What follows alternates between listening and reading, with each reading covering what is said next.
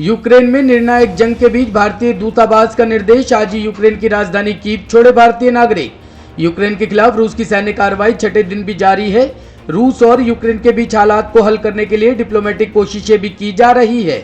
Ukraine संकट पर United nation human rights council ने आपात बैठक बुलाने का प्रस्ताव दिया है। इस प्रस्ताव के पक्ष में 29 और विपक्ष में 5 वोट पड़े हैं।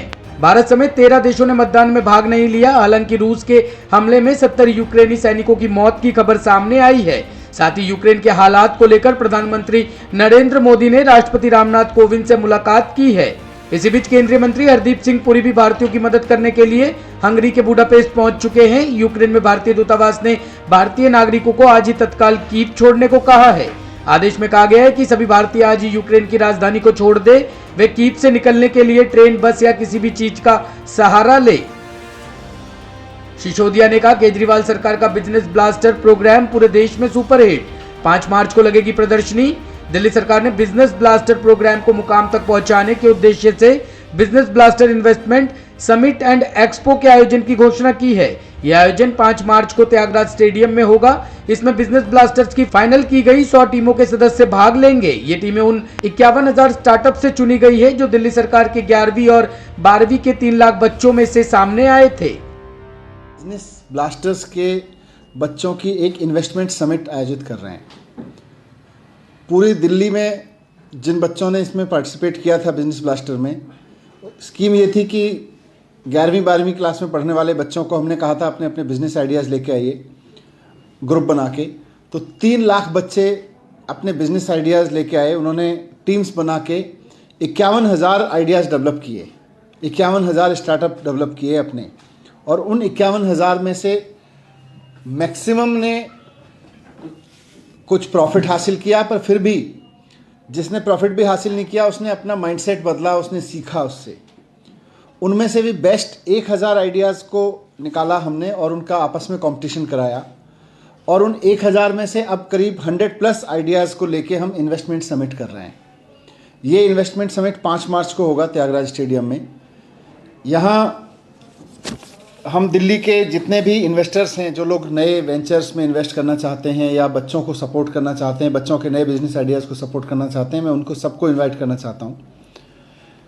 देश भर के उन इन्वेस्टर्स को इनवाइट करना चाहता हूँ जो नए नए आइडियाज़ में इन्वेस्ट करना चाहते हैं या नए नए एंटरप्रेन्योरशिप के वेंचर्स में इन्वेस्ट करना चाहते हैं। इनमें से बहुत सारे आइडियाज़ ऐसे हैं जो पहले से हो रहे किसी काम को नए तरीके से और बहुत एनर्जी के साथ करने के आइडियाज़ हैं। कुछ ऐसे हैं जो एकदम नए बिजनेस आइडियाज़ हैं।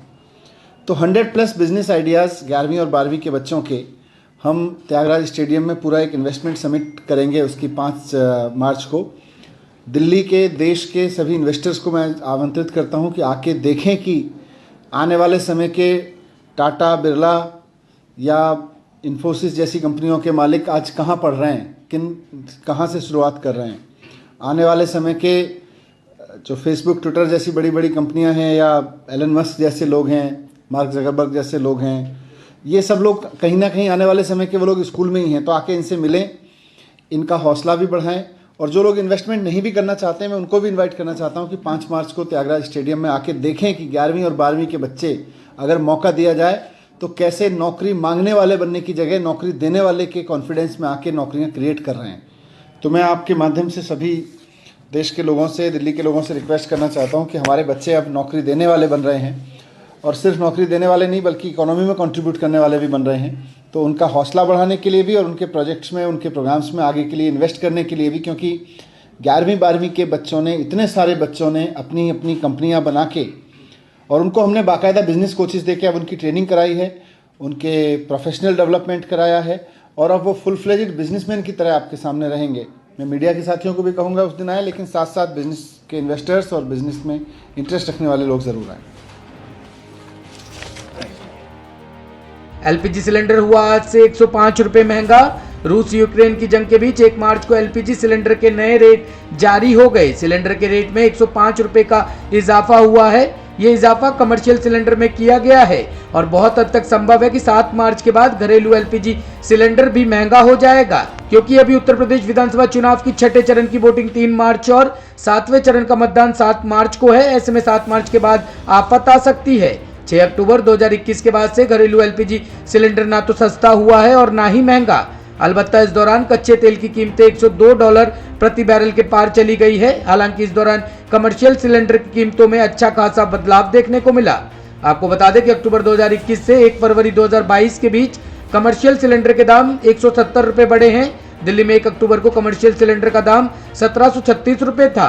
नवंबर में ये 2000 का इजाफा हुआ और दिसंबर में 2101 रुपए का हो गया। इसके बाद जनवरी में ये फिर सस्ता हुआ और फरवरी 2022 को और सस्ता होकर 1907 रुपए पर आ गया। भारी बर्फबारी से हिमाचल में 100 से अधिक सड़कें हुई ठप। हिमाचल प्रदेश में बीते दिनों हुई बर्फबारी से अभी भी 100 से अधिक सड़कें ठप है। राज्य आपातकालीन संचालन केंद्र की ओर से जारी रिपोर्ट के अनुसार मंगलवार सुबह तक प्रदेश में 3 नेशनल हाईवे, 1 स्टेट हाईवे समेत 181 सड़कें यातायात के लिए बाधित थी। वहीं 11 पेयजल योजनाएं भी प्रभावित है। वहीं चंबा तीसा मार्ग चांसू के पास देर रात भूस्खलन से बंद हो गया। सड़क बंद होने से वाहनों की लंबी लाइनें लग गई। प्रदेश के मध्य और उच्च पर्वतीय जिलों के कुछ भागों में आज बारिश और बर्फबारी के आसार है।